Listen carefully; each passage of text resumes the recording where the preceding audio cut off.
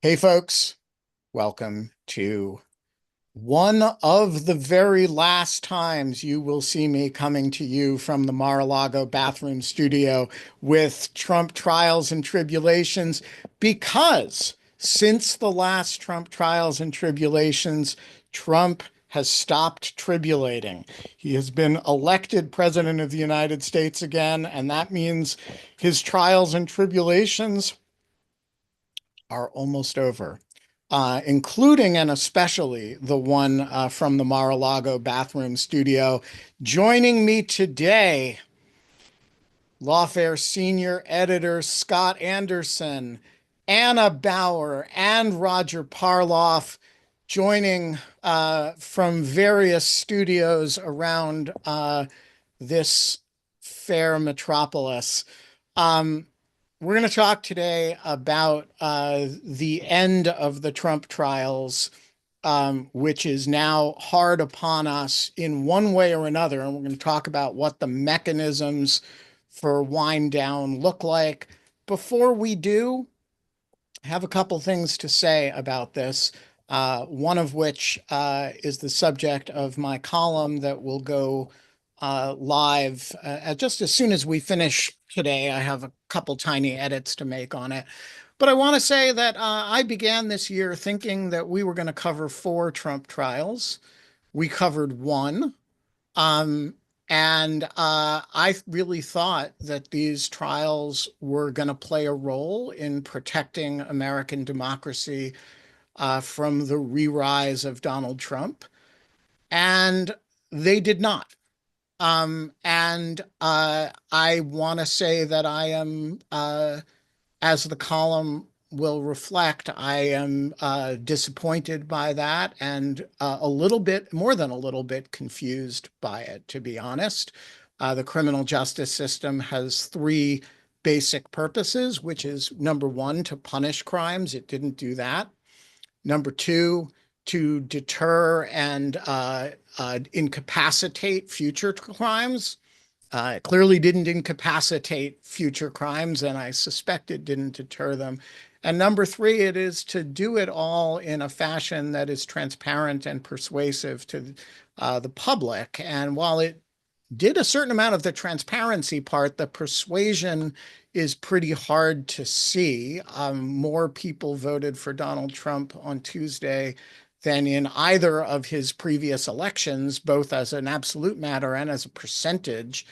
And, you know, those were previous years in which he did not have any pending indictments, much less completed criminal convictions. And so I want to start out just by saying, and I'll leave the rest to the column, that I do think there is a lot of soul searching that those of us who think about and write about the criminal justice system and its virtues and vices need to do about, in terms of why it was almost completely ineffective here, what values it did and did not promote. And I think the answers to those questions, which I will be spending a lot of time thinking about over the next few years, are at least on first inspection, very troubling. So before we go on, Roger, Scott, Anna, do any of you have thoughts on the biggest big picture question, which is, hey, whatever happened to the Trump trials? Yeah, Scott, go ahead. The one thing I'll say is that I don't think we should entirely give up on criminal justice as a means of accountability, because there was a lot of legal action around a lot of people who were involved in these efforts upon which the problematic schemes and activities hinged, that did have major consequences. Now, some of those may go away with a pardon or a commutation that may be coming down the pike. Although we'll have to wait and see to know 100% for sure, because I think that's going to be a little politically problematic. It's going to come with its own political costs. But I think we've seen enough people go through the criminal justice process, plea out, come back and say they were lied to, they were manipulated. A lot of information come out prominently about a lot of the activities that really clarified the public record, and underscore that there are real costs for people in doing this and betrayals of trust in at least certain communities, even if they didn't carry the day in a presidential election that is about a million things and this, not just this, as is every presidential election. So just as this could not, it should not, and will never dictate the outcome of a presidential election, I don't think we should let a presidential election's outcome dictate the value of a lot of these activities or their lasting impact. If there was a mistake made or a thing that was unexpectedly challenging, it's the fact that targeting the president himself is even more legally difficult than we thought it was going to be. I don't think we knew that going in. I think that came from primarily now from a really unorthodox Supreme Court decision that took a lot of people by surprise, including me, and that whose full implications we're still trying to reconcile and figure out. I'm not sure it's as broad as that, but it is substantial. And the time frame to figuring out those issues, we always knew it was going to be a problem, and frankly, we were worried about that when a lot of these prosecutions started. But I think there's still accountability to be had here in play, and I still think a lot of these processes were worth pursuing. Just to make clear, there are processes in place here, and underscore and put on the public record exactly what people did that was so unlawful and wrong. Roger, do you have thoughts on this? A couple. I think it's possible that he may be getting away with these 4 indictments because the price of groceries went up, and the Biden administration did not deal with the immigration problem. Yeah, and there are some transgender athletes, I hear. Yeah. So, and all along, I have a friend who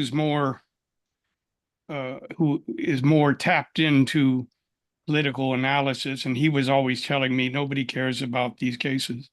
But I was never in this to affect the election.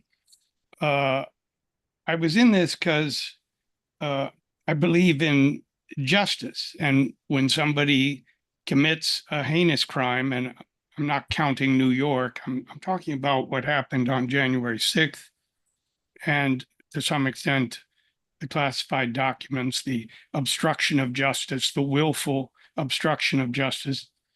There ought to be a reckoning, and it's very easy from a 30,000-foot level to lie and say, I'm innocent, it's all Biden, it's a politically motivated trial.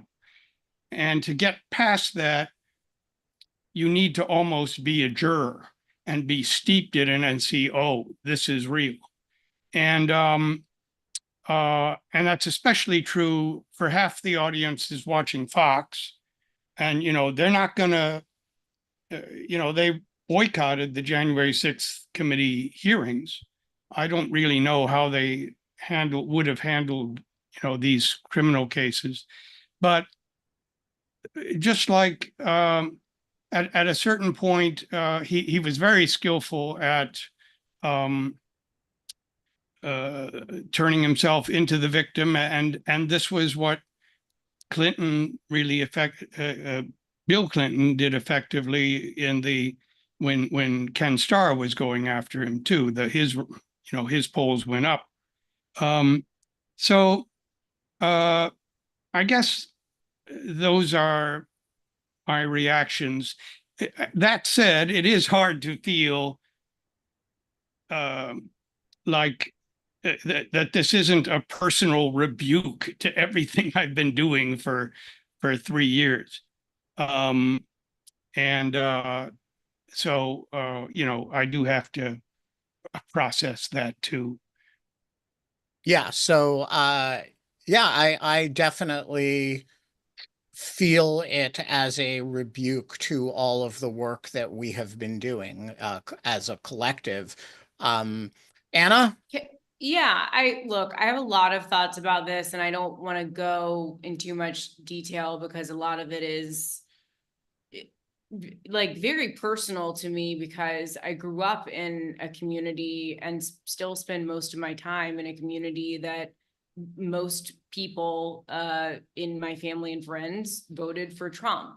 And so I think I'm a little bit uniquely positioned to kind of understand what it was that they were paying attention to. And I think Roger is right. They weren't paying attention to these trials. They don't, for the most part, know what was happening in these trials. And it does feel a little bit like a rebuke to the reporters who have and legal analysts and the work that we've been doing, but also that other media organizations have spent so much time reporting on to try to get facts and truth out to the world about what it is that is happening in these courtrooms.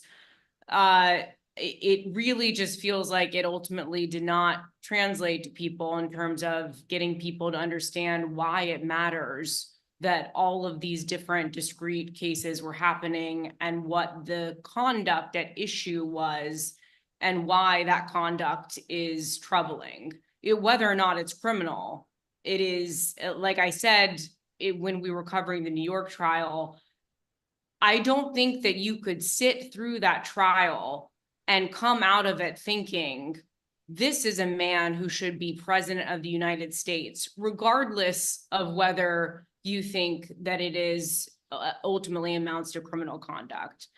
Because it really is, it's all just very, you know,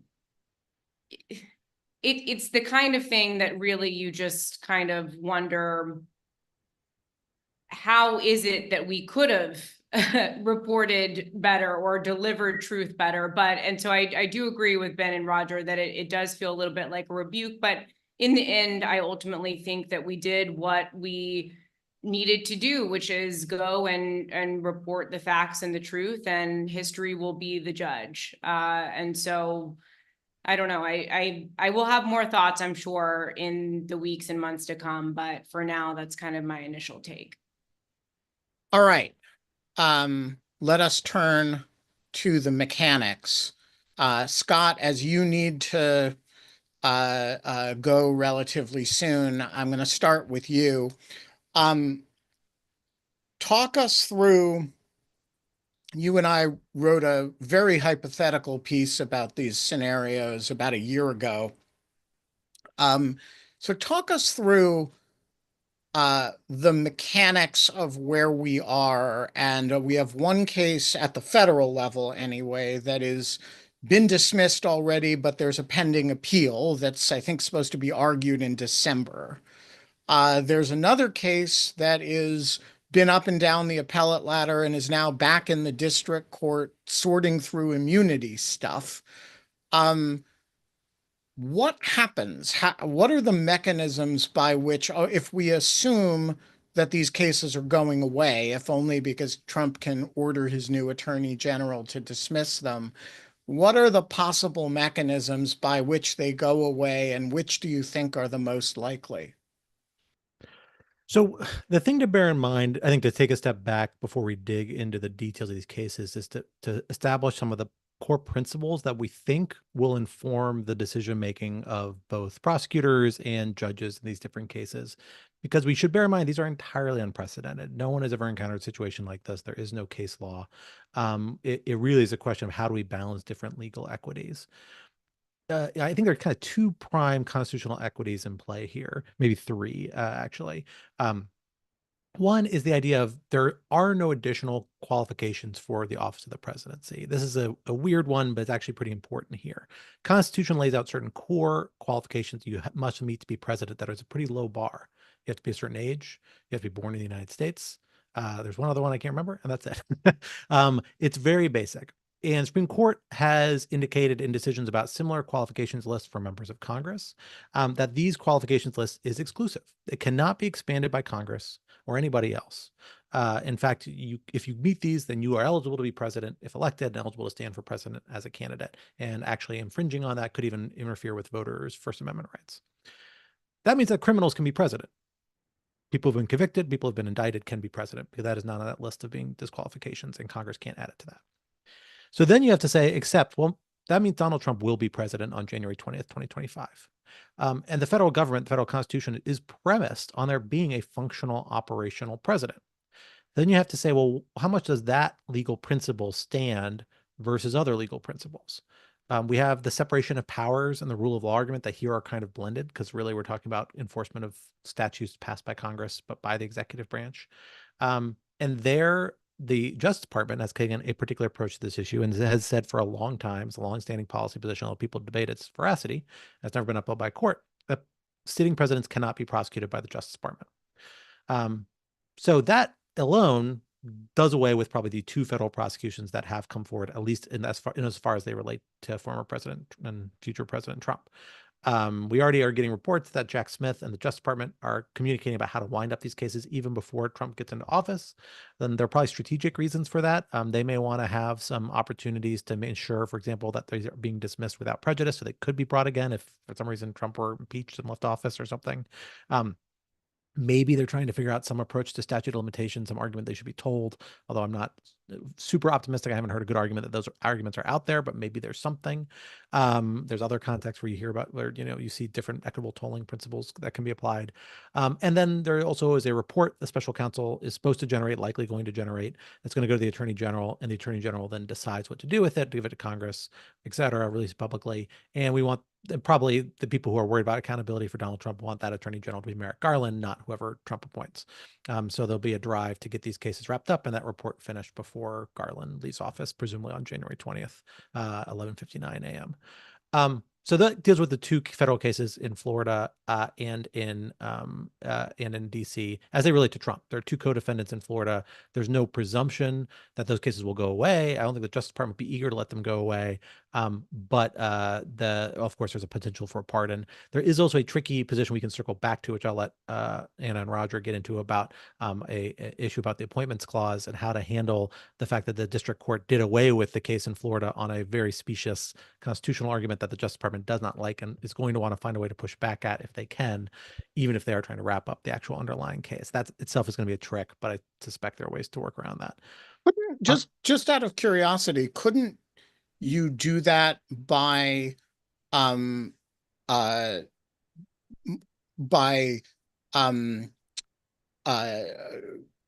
agreement by the parties to the Justice Department will dismiss the appeal and the parties will jointly move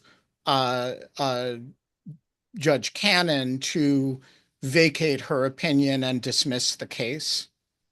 You absolutely could. I think there's 2 counter pressures to this that come up. A, it's a district court opinion, so it's not binding anyway.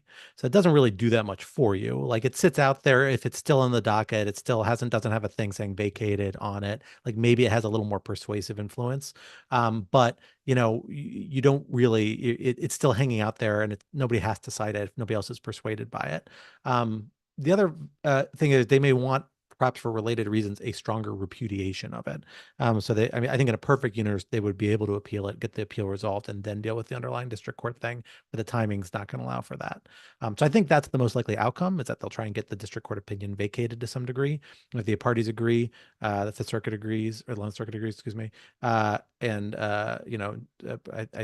Cannon agrees, I think everyone will be on board with that solution. That seems likely to me. But it may not be totally satisfying. Like, DOJ may be trying to think, well, are there other ways we could go for expedited appeal? We have a few months. Maybe we can resolve this issue and then take that same step. Because they could still moot it out later, especially if they got an appellate opinion they didn't like. That would be binding precedent. But I think they'd rather get the precedent to clarify this argument is completely specious. Just to cover the state stuff before we circle back on some of these nitty-gritty issues. The 2 state cases right now present different issues. New York case, of course, is going to getting ready for sentencing once they resolve the immunity appeals issue. That raises a different set of principles, because remember, what you're worried about here, and here I should say with the state level, it's more about a federalism legal principle. How much does the state rights balance against the federal supremacy of federal law and the need for a president under federal law? You can imagine lots of situations where a sentence could be issued that President Trump could serve that would be consistent with him acting as president. Home confinement, penalties, fines, or just delaying the actual serving of a sentence or the issuance of a sentence. So I'm not sure the New York case, if it survives this appeal question about immunity, something we should again circle back on, goes away clearly, although there certainly will be pressure to adopt sentence terms that are compatible with Trump acting as president. In the Georgia case, we're not close to actually bringing this stuff to trial. I don't think there's anything that's going to compel the state court judge or the prosecutors to get rid of this case against Trump. Maybe Trump can motion, take it to federal court, argue that there is a presidential immunity issue, try and win that issue. But I think on a political basis, on a kind of equitable basis, the most likely outcome is they're gonna reach some sort of agreement that this should go away. At least in regards to Trump, all of the other co-defendants will still be on the hook. But we don't know. That's really depends on the lawyers involved, what they're willing to agree to, what the state's willing to do, and other officials. That's the biggest open legal question to me. And it could arise in the New York case too, of course, if there is an appeal and New York prosecutors have to face retrying it, then they're in a similar position as Georgia as well. So there is an open question there. I think the likelihood is more for political than legal reasons and kind of equitable reasons. They go away voluntarily by action of the prosecutors, or perhaps on a state court decision on, Trump's initiative or the Justice Department when they intervene on his behalf after January 20th, or maybe even before January 20th. But that's kind of a little bit of the open question. But one thing I think we know for sure is they're not going to go to trial while he's in the White House. It's very hard to imagine a criminal trial consistent with both his rights as a criminal defendant and the office of the presidency and his duties to serve there. So I think it's very unlikely they go to trial while he's in the White House. All right. So with that as kind of prologue, let's deal with each of the cases on their own. Let's start with the federal cases. I think they're not differently situated from one another, except that one has this pending appeal. So Roger, is your assumption that Merrick Garland and Jack Smith are on the phone yesterday saying, how do we wrap this up? It's obviously a longstanding position of the Justice Department that you can't prosecute a sitting president. Trump will clearly order the cases dismissed anyway. So it's not like you can simply hold them in abeyance for 4 years because they won't survive the 4 years. So you may as well wrap them up on your own terms. Do you think the analysis is more complicated than that, or is that the conversation going on between the Justice Department and the special counsel's office? I think it's something like that. And there's been reporting to the effect that these conversations are going on. I've never heard the term wind down before in the context of a criminal case. So it's not a very polite word for dismiss. Yeah. And there is this issue about the Judge Cannon's ruling out there.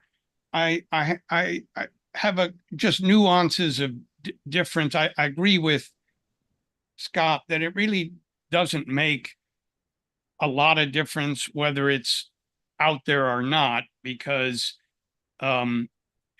it's been copied and you can vacate it. And it will have the same effect. It's just persuade. Another judge in the Southern District of Florida is free to disregard it. It's not binding on anyone. Still, it's out there, and like he says, they would like to have it rebuked. The problem with that is that it may get rebuked at the 11th Circuit. I don't know what happens at the Supreme Court. And also, I just don't see a mechanism for keeping it. I don't see the Trump lawyers agreeing to write that letter. There's no leverage over them. They can wait it out and then dismiss it. And I don't see Judge Cannon agreeing it. It's a thing she's most proud of in the world, probably. It's her ticket to greatness in her world. And there is a rule that you see sometimes, where something's on appeal to the Supreme Court and then somebody dies or it gets mooted out through no one's fault. Then you would vacate the circuit court opinion and the district court opinion but here, if it's somebody like the government is dismissing it and then saying, we also want the opinion removed, that looks like you're manipulating the law, and they don't usually permit that. So I don't think they're going to succeed in erasing it. What about if they asked the 11th Circuit, we're going to dismiss this case anyway. This is a damaging precedent and it's obviously wrong, at least under current Supreme Court law. Is there any chance the 11th Circuit would return it to would vacate the dismissal on the understanding that the Justice Department is going to move to dismiss without a reason or for a different reason? I guess they could on their own. I don't. It would almost be a ruling. It would be a quasi ruling on the merits, because I don't think it falls under the typical doctrines of, something became moot against the will of the petitioner. Right. And in a mootness case, power. you often vacate the underlying opinion, but that's more in a civil context usually.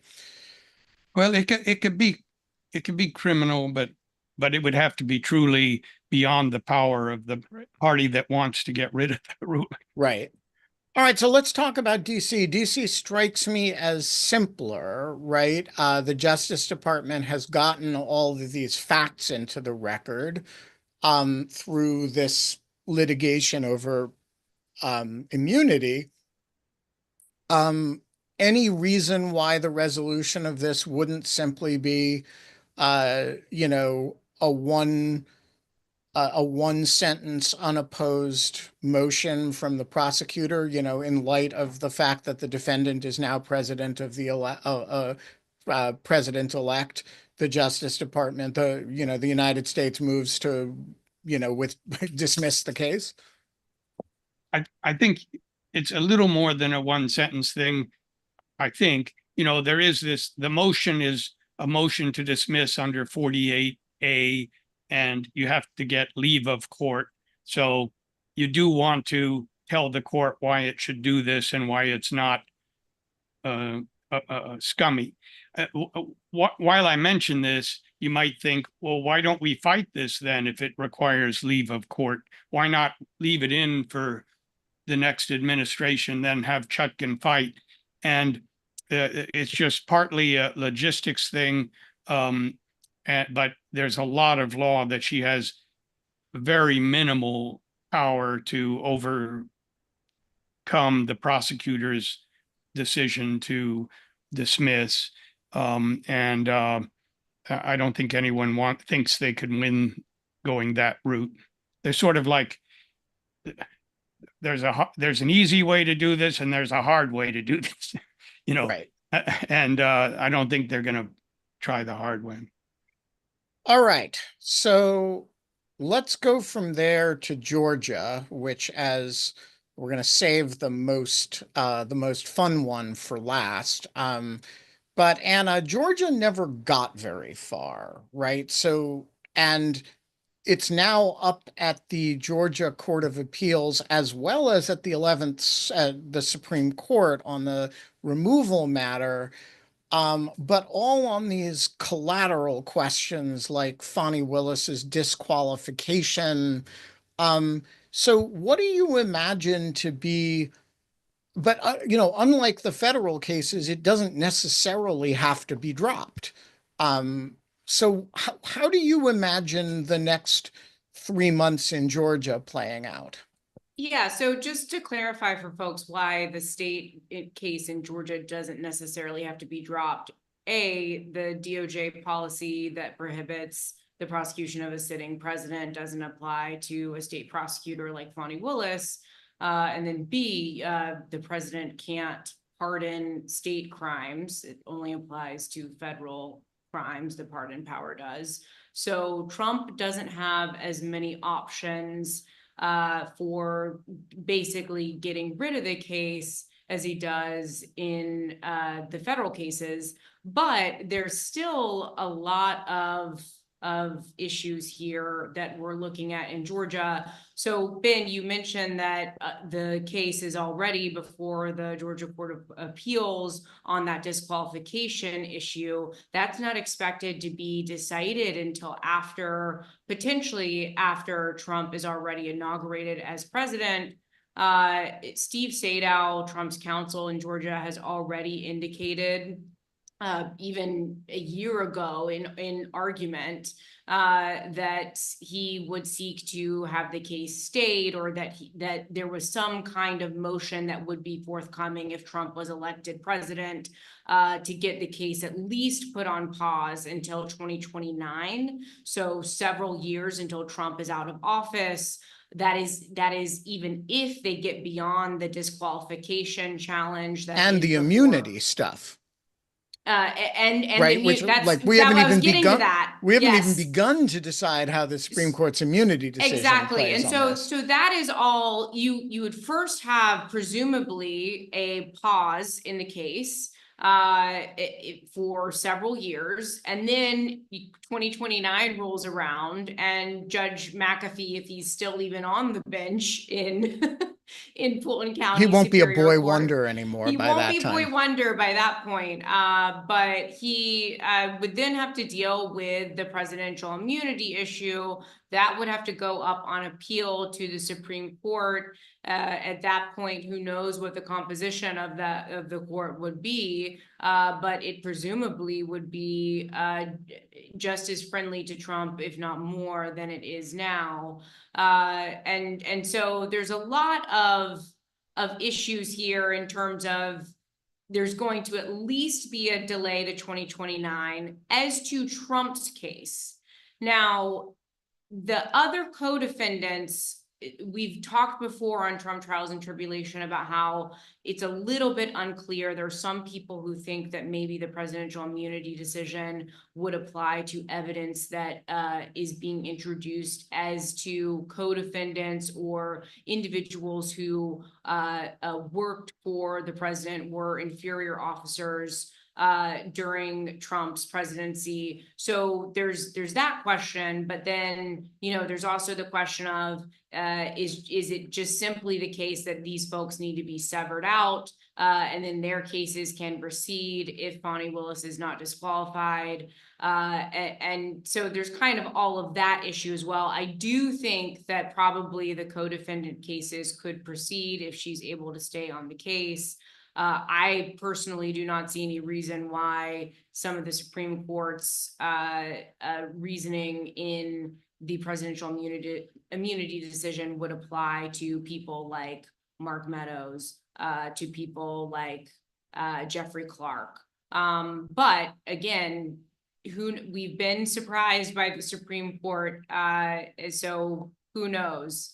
And then finally, I will add that there's a question here about what Fani Willis is going to be willing to do and agree to, because if people remember a few months back when Nathan Wade went on CNN, when he was doing his kind of, one might call it a media tour, he was doing a lot of media appearances in the wake of his resignation as a special prosecutor in Fulton County. And during one of those interviews with CNN's Caitlin Collins, he mentioned something to the effect of, there would be nothing that could stop the prosecution, even if Trump is elected president.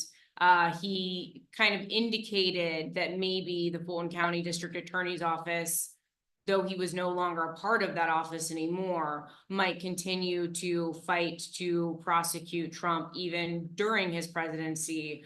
I think that's probably incredibly unlikely that the Supreme Court would ultimately allow that.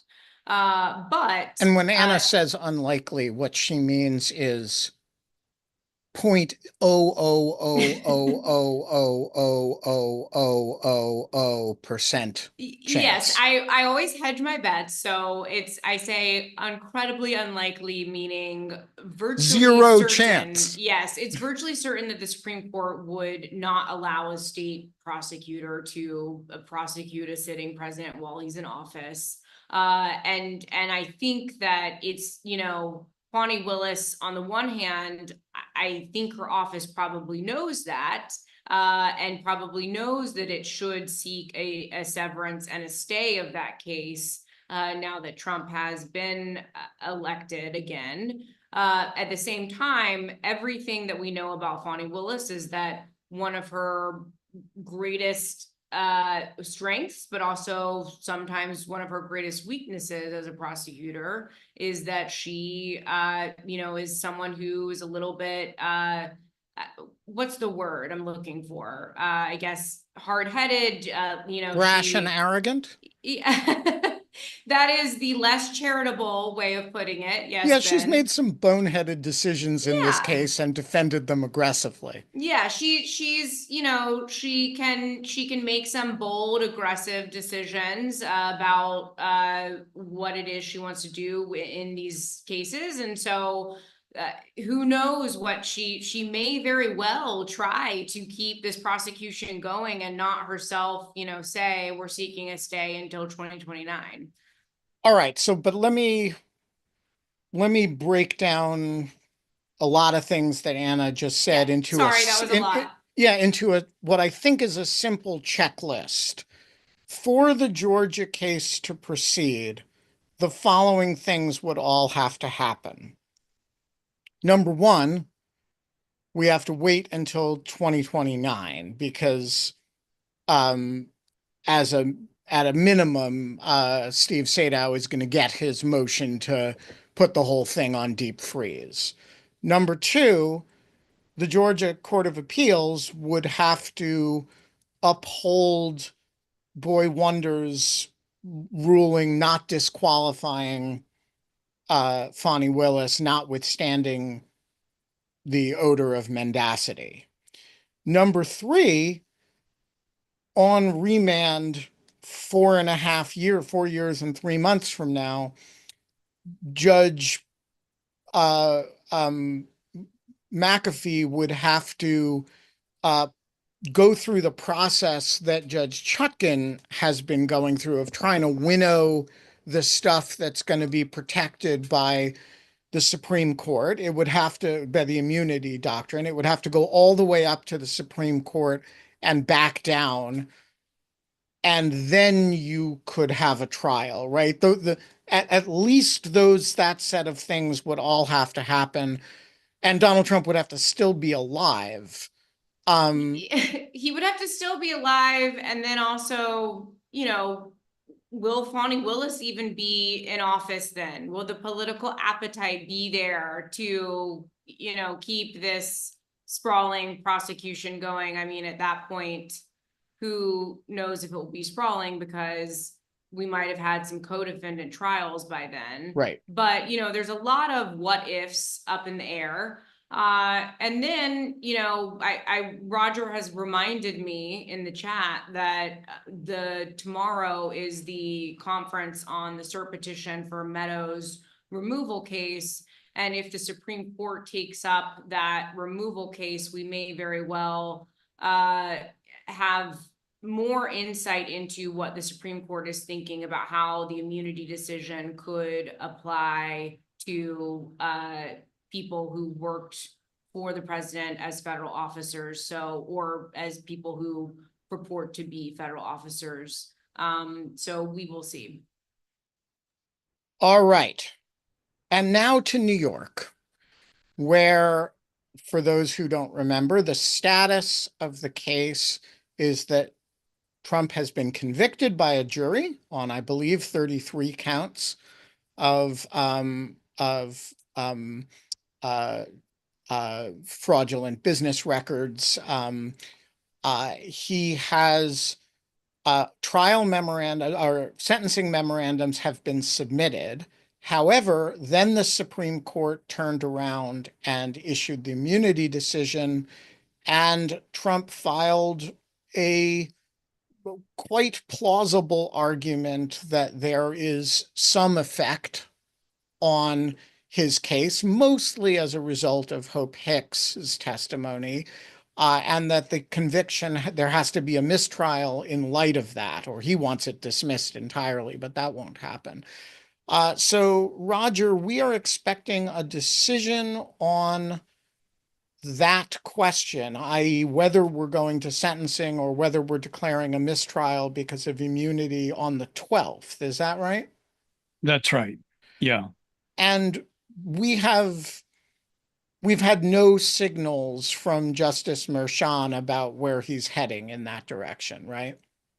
No, he set that for November 12th, and um, if necessary, the sentencing would then be 4 days later, November 16th. Um, CNN's Paula Reed has reported that that Trump will file a motion to not go forward with any of that. And apparently on the theory that he's a president-elect is basically the same as the president, and so there should be no criminal trial. He should be subject to no criminal process beginning now. Um, I don't think that's going to work. Um, of course, he's called himself president for the past 4 years, Yeah. so if he calls himself president-elect, it's a demotion, really. But I don't think they're going to buy this. But I guess the question is, can he work that into a mandamus? Work that into an Article 78? Can he create appeals? Right. And also, if you're Justice Merchan and you were a little bit on the fence about the impact of the immunity decision, this does seem to create a real incentive to say, break the tie in favor of Trump, right? Because if you rule that the immunity decision requires a new trial, there's not going to be a new trial. And then the case either goes into deep freeze a la Georgia, or the prosecution just walks away from it. But if you'd go to sentencing, then you have to have a confrontation over the month of November, second half of November and December, about the contours of your ability to sentence, what sentences are and aren't lawful under the circumstances, none of which we have any idea what the answer to is, right? Well, I mean, I don't think there's much of a problem with if he says, okay, I'm sentencing you to 5 months in prison, but I will stay it until A, appeals are done, and B, until you get out of the White House. I don't really see a problem with that. What It's if he very gives him what if he gives him home confinement in the White House and Air Force One and any other location his the needs of the presidency may require? Yeah, no, no, But no Bedminster and no. no Mar-a-Lago. No, yeah, no, he can't do that. But I mean, white collar judges routinely give people, and even blue collar sometimes, uh, um, I mean, judges routinely give white collar defendants or people that are out of jail time to wind up their affairs and pack up their bags, a month. And there's no reason here. There's a super reason for putting it off until late January 2029. It So I, seems it seems to me that there's a lot hangs on whether Justice Merchan, I mean, assuming he doesn't think that immunity applies, which by the way, he may, and he would not be crazy to think that given a variety of features of the Supreme Court opinion and the way this litigation played out in his court. But assuming he doesn't think that applies, it seems to me a lot of it hangs on how comfortable he is giving a slap on the wrist sentence or a highly deferred sentence.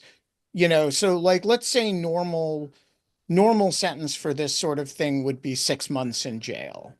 Um, if you're willing to say, as you propose, 6 months in jail after you're no longer in the White House and after all appeals are exhausted, you can diffuse the thing that way. The appeals will go on, maybe be deferred until after Trump leaves office, maybe go on while he's in office. But if you're similarly, if you're willing to say, I sentence you to 4 years, but I'm suspending all of it in deference to the duties of the presidency, right? You can make the problem go away. But if you're, a judge who is appalled by the conduct that was alleged and proven in your court and by the unrepentant nature of the defendant in your court, including toward you, but also toward witnesses, also toward, and you actually want to give a sentence that relates to what went on in your courtroom, then it seems to me it becomes a lot harder. And I don't think he's got a lot of wiggle room, but I do wonder if the, you know, you like the aggressive thing may be 30 days in prison, in jail, but it starts now, and make the appellate court say no, which they will, and they certainly should, but it would be a statement on the part of the district judge. Well, I I think he's going to give the sentence that he thinks this warrants, and I think it's in to me. I know I hear people saying, "Oh, he's a first offender, it's non-violent." No, I think it's inconceivable he would not give time, given what you've said, and given that first offender is totally formalistic in this context. This is somebody who's just cut a swath through, and I'm just talking about New York, the record there of the persistent commercial fraud, his two of his companies convicted of a 15-year criminal tax fraud. This is, the thing that comes to mind is really criminal enterprise, and I don't see, he's got to give 5, 6. I mean, these aren't huge numbers. I don't know if he wants to give state prison time. I mean, that's any over one year, it becomes 1 to 3 or 1 1/3 to 4. I don't know if he's going to do that, but he's got to give time, and so I think he's got to postpone that till after. So I have a question on this, though. I mean, look, the 22nd Amendment exists. We have term limits on the presidency. Trump will be a second term president. But to what extent do you think a judge in this situation is thinking to himself, if I go ahead and sentence, but defer it to after the president-elect's term, it almost incentivizes or encourages, maybe Trump wanting to extend his presidency. I don't think that's really unlikely, and and it's not really a matter before the court. I right? know, but I truly I think that there's a lot of considerations here that Anna, it's bad incentives all the way down. Just about. All right. We are going to turn to audience questions. And the first one, which came in before, where did it go? Before recording from Chris. Could Smith request that Judge Chutkan dismiss the case without prejudice and with equitable tolling of the statute of limitations because the defendant will be unable to attend trial for the next 4 years? So for those who don't understand that lingo, the equitable tolling means on the basis of, normally the statute of limitations would run. So if you dismissed it even without prejudice, you would have no opportunity to bring the case again.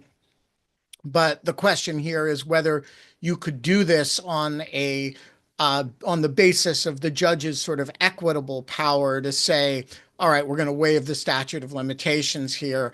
I think, but I'm not sure, and I would have to research this, that the answer is no. At least not with that that the defendant would have the ability later on to say, I'm sorry, I was elected president, time kept going on, and there was no case pending. And so you could try to do it, but whether a latter court would treat that as actually told or not is a different question. Both of you have actually probably more knowledge of this than I do. What do you guys think? I don't think you can lock it in now. It would be up to the judge at the other end whether that really works. But I just think there's also political issues about the guy starting his term. Do you want this? I think if you do it that way, he will then dismiss it through his attorney general, or he will try to pardon himself. It'll be messy. And, if you try to keep it going, plus, I just think there's no appetite to it. The people have spoken. Maybe they were speaking about a different subject. Maybe they were speaking about prices and immigration, but I think I just don't think they're going to go that route. All right. We got several questions. We're going to get through them all. The first is from Simon from Montreal. Hi there. Thanks, Ben. Thanks for joining us. So I have a simple, ignorant question from a foreigner. Well, we have simple, ignorant answers. Ongoing assumption that you can't jail a president because the Constitution, I think in Scott's words, requires a functional president. But it seems to me that the US Constitution also provides for what to do if a president dies or if a president is temporarily incapacitated. It's quite clear on how to handle circumstances like that. So if you've had a jury convict and if you've had a judge pass sentence, what's the impediment to just following the Constitution and treating the president as temporarily incapacitated and passing on those presidential duties?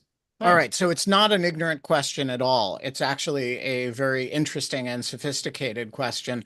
Let me give you a relatively simplified answer to it for lack of time, but it's actually a question you could spend a lot of time on. So, unlike in Canada, where the executive branch is a creature of the legislature, and the executive branch in the United States is independent of the legislature, independently elected, and it's vertically integrated in a way that is not true in other democracies, or at least non-presidential democracies. So the Bureau of Prisons works for the president. And so one reason the Justice Department, which would have to ask for this sentence, works for the president. And so one reason that what you're describing just kind of doesn't work in the American constitutional system is that the executive branch is this, it can't make war on itself, right? It can't decapitate itself. A second reason is that there is an assumption, and again, there's some academic dispute over the integrity of this assumption, but there's an assumption that the presidency is not above the law by any means, although it's increasingly functionally above the law, but that, that the highest democratic value is the election. And so, we only have one president at a time. The executive power is not shared by a cabinet. It resides in one person. And so the idea that when the people have spoken and elected that person has to be uh, not attacked by his own branch of government for the term of service is the underlying rationale for it. But it's and by the way, that the mechanism by which you're supposed to discipline him is one that we have entirely neutered, which is the congressional impeachment power. And so that's sort of the original understanding, and aspects of it really do continue to this day. But the one that doesn't is the integrity or validity of the impeachment process, or vitality of it. Mark, the floor is yours. Thank you. Long-time listener, first-time caller. So thank you for everything you Don't guys make it the do. last time. My question was about the Georgia election interference case. I think we touched on it earlier, but I was wondering what the effect of the election and potentially the case against Trump as a result, what the effect that will have on the broader set of charges in Georgia against co-defendants like Mark Meadows or Jeffrey Clark. This one has Anna's name all over it. I mean, look, I don't think that he can't pardon them because these are state crimes. So that's something that he's able to do with his co-defendants in the classified documents case that he can't do with these defendants. I mentioned that it could be that the bigger issue is how the presidential immunity decision could affect the case against these co-defendants. But I think if Fani Willis is willing to, file a motion to sever and a motion to stay, then Trump could be separated out and that case could be basically held over until 2029. But then all those other co-defendants could still go to trial, so long as there's not, again, kind of issues where maybe evidence that would have been admitted against Trump being admitted against his co-defendants, because this is a RICO conspiracy case. And so kind of basically all of the same evidence that would have gone in against Trump would be going in against these defendants as well. So we could very well, in the next 4 years, while Trump is a sitting president, have all of the things that they were going to present in the case against him being presented in open court against these co-defendants and in a televised trial, mind you, because remember, Fulton County is one of the courts that has live streams of everything that's happening. So it could very well be the case that we get all of the information that the prosecution wanted to put out there, but it's just not Donald Trump who is sitting at the defendant's chair. So again, though, maybe there's something I am not considering, but I think the bigger question with these co-defendants is, how does the presidential immunity case and the supremacy clause and supremacy clause immunity affect these co-defendants? And then also, what does Fani Willis want to do? She said before that she wants to try everyone together. They, gave very generous plea deals to some of the defendants who demanded speedy trials because they didn't want to have to go through the process of presenting all of this evidence against them without having the whole group together. So are they going to try to just say, all right, if you extend Trump's case out to 2029, we'll just wait to try everyone until then? I doubt it, but maybe. I don't know. All right. Alaric, the only lawfare material supporter who has ever personally sacked Rome. The floor is yours. I'll try to be gentle here. And I'm coming from the vantage point of the legal laity, but one version of my question is, should Lady Justice's right hand the sword and it be replaced with an hourglass. And my original question to you was, how should we really process the abject success of delay in all of these proceedings? I understand they need to proceed, but this almost, well, and I suppose delay has been incentivized in legal proceedings, but this just seems like something where is any actionable reflection needed? So I will just say for my own part, the success of delay has been extraordinary. And, that's nothing new, actually. That's a tried and true defense tactic. It's a legitimate defense tactic. And this is one of the areas where money talks in the justice system. And if you're, represented by a public defender, you don't get this kind of delay over and over and over again. But if you're willing to throw tens of millions of dollars at a at lawyers, and by the way, fund it through campaign finance, you can buy a lot of delay, and this is a very vivid example of it. And I don't think we've ever successfully figured out how. I mean, I don't know how to process that. It's a very upsetting thing to watch. Roger, and then Anna.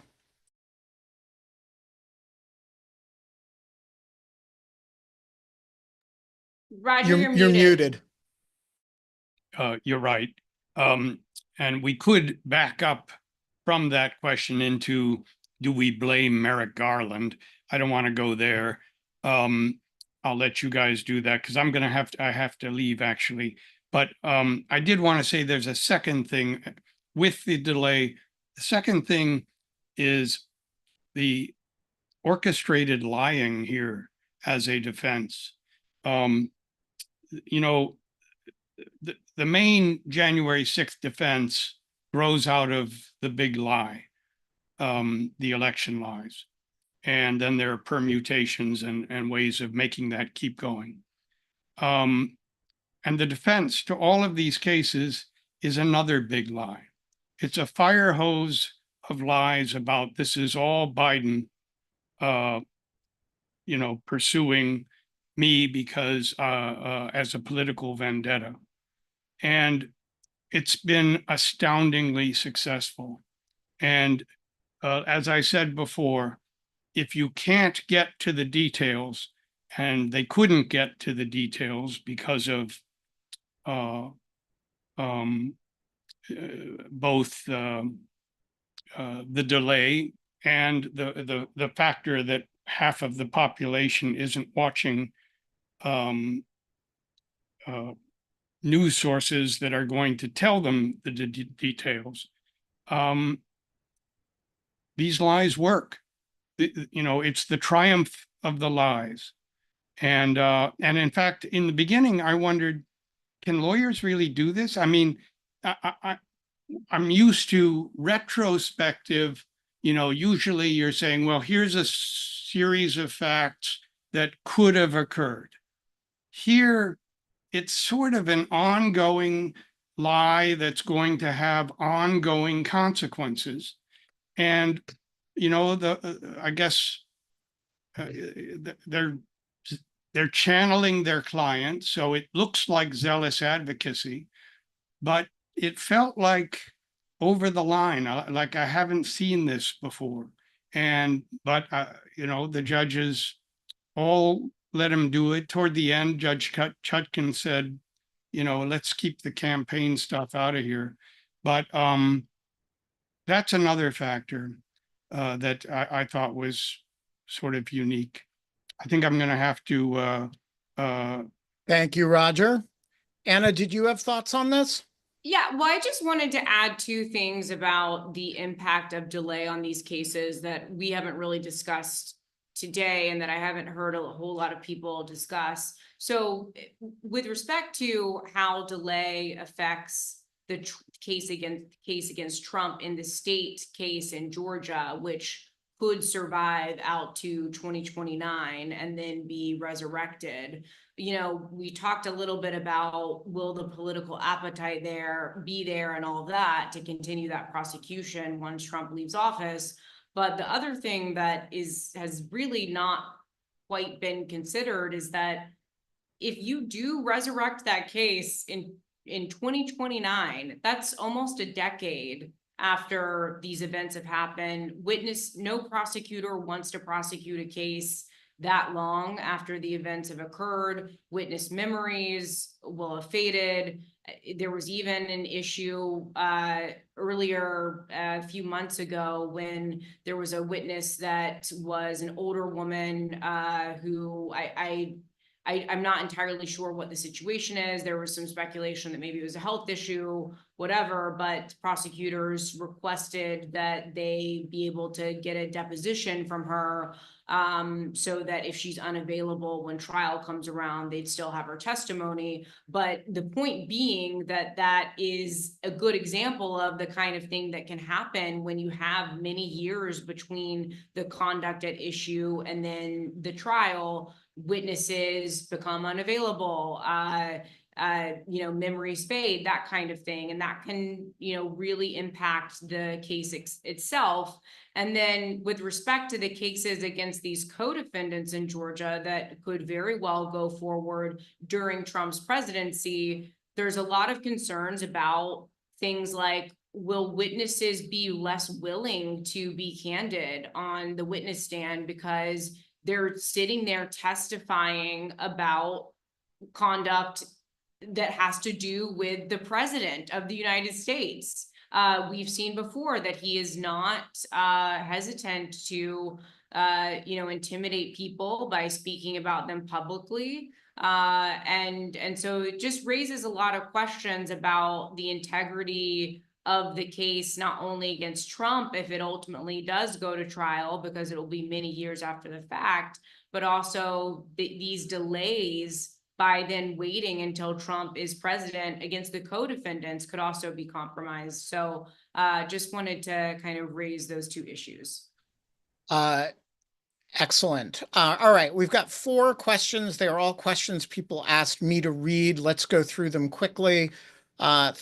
From the anonymous attendee, would anybody like to comment on columnist George Will's scathing / dismissive remarks on prosecutors' actions and qualifications, including Jack Smith's? I have not seen these, so that while the question says they've been widely publicized, they have not been publicized to me, I'm afraid. So I am generally an admirer of George Will's, and I take him very seriously, but I can't address these particular remarks. Anna, do you have any thoughts on them? You're muted. I have not read the remarks in question, so I can't. All right, let's move on then. Jeff asks, what ways can a president interfere with state investigations and prosecutions, such as Steve Bannon's fraud case? The basic answer is that the president has no ability directly to interfere with state prosecutions or actions, except insofar as sometimes they can be, preempted by federal activity in some way. Generally speaking, just as Joe Biden can't interfere with the state of Texas investigating women who say they've had miscarriages and the state prosecutors believe they've had abortions, that's not within the purview of the federal government, generally speaking, to get involved in that. That is generally going to be true for state investigations and prosecutions of this kind of thing as well, with the caveat that Donald Trump often engages in sort of bullying tactics, using the no pun intended bully pulpit to bully people. And that has political repercussions that can put pressure on people, but it's not really legal pressure. It's more, the sort of pressure that he's just capable of exerting. Right, and also there are ways in which we've already seen some examples of this with Jim Jordan's investigation into and getting Nathan Wade to come before Congress to testify. Right. So there's kind of investigative things that Trump's allies could do that are a part of these kind of broader bullying tactics as you've described, Ben. The anonymous attendee also asks, with Trump's reelection, the question of Trump's self-pardons is back on the table. Will it make sense for him to pardon himself? If so, and he does pardon himself, what can we surmise about how the Roberts Court will treat the question? Does it even matter? And I'm going to merge this with the last question because the two questions are more related than the anonymous attendee may know. So the last question is, in case this is not addressed already, why, oh, why would Jack Smith or Merrick Garland preemptively wind these cases down instead of making the Trump administration take affirmative steps to stop active prosecutions and investigations into himself and co-conspirators? Isn't this the warning we have been hearing about fascism concerning self-censorship and doing the authoritarians' work for him? And so part of the answer to this second question is the first question, right? That if you don't resolve it preemptively, one possibility is that you end up with a self-pardon. And were that pardon to be challenged, and it's actually a little bit hard to figure out how it would be, but were that pardon to be challenged, it might be upheld. And having the doctrine on the books that the president can pardon himself is quite damaging, actually. Having some doubt about that is a valuable thing. I will also say that there are other reasons for winding it down preemptively, and so one of them is tactical, and the other is an answer of principle. It is the historic position of the Justice Department, at least since 1973, that the president cannot be prosecuted while he's in office. If you take that principle seriously, it follows that once somebody who has been elected president, that act of electing him president has to, at least for now, preclude a prosecution. So that's the principled answer. The tactical answer is, if you wait and, as the anonymous attendee suggests, force the next administration to do this thing, you are forcing the Justice Department to ask the court to do a highly self-interested, terrible thing on behalf of the president. And that is a bad thing for the Justice Department to do. It's a much less bad thing for the special prosecutor who brought the case to do himself. And so saving the Justice Department from the disgrace of having to do it under compulsion of the president has a kind of save the fight for another day. That said, I hear you, anonymous attendee, and part of me thinks, in a very kind of Leninist way, maximize the contradictions, make them do the dirty deed themselves.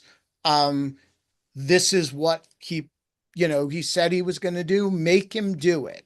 And so I can really see it both ways, and I am not sure what in my own mind I think the right answer is. Well, Anna, Ben, do you have thoughts?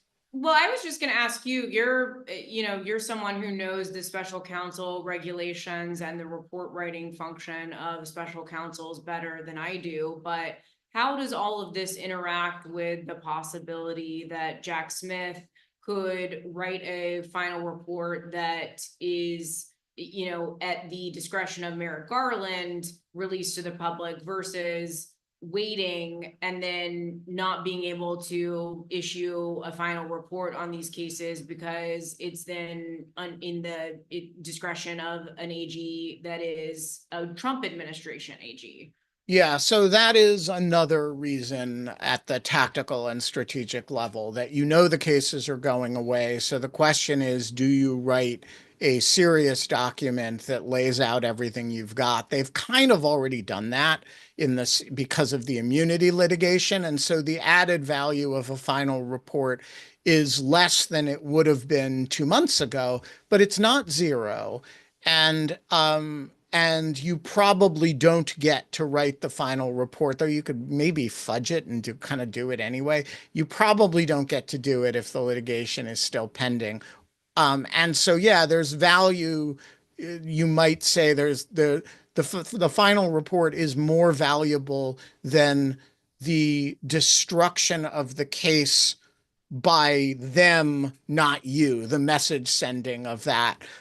Yeah, and also I will just add too, I mean, because the final report could also presumably be for the classified documents case, even though there might be classified information that has to be excluded from the report. But, you know, there are things that maybe we don't know about that case. That's the case I think we actually know the least about in terms of, you know, there is a speaking indictment, yes, but But there it are doesn't things. speak quite as loudly as the proffer of evidence in the Right. January 6th case. No, it's an excellent point. There is also, remember, a whole lot of declinations that were made that Jack Smith may want to say something about. For example, why didn't he indict any of the unindicted co-conspirators, right? These are questions you can address in the context of a final report. So the answer to the question is that there are a lot of potentially good reasons, but the underlying animating factor that is driving the question is a legitimate one, which is why would you want to take this damaging self-dealing thing off the plate of the new administration? And the answer is that is a cost of doing it this way. We are going to leave it there. Anna Bauer, thank you for sticking with the whole time. Roger Parloff and Scott Anderson, both of whom dropped off early. Thank you both. We will be back. Not sure when, but certainly when Justice Merchan rules in the immunity question. For the dwindling remaining days of Trump trials and tribulations, with Trump ascending and no longer tribulating, we're nearing the end here.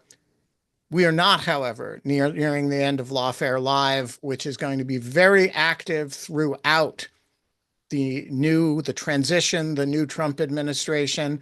And we hope you will join us. If you are watching this on YouTube, become a material supporter of Lawfare. We are going to be really busy the next few years, and we want you on the team and in the studio as we do it. Go to lawfaremedia.org/support and join the inner circle. It's only missing you. We will see you next time.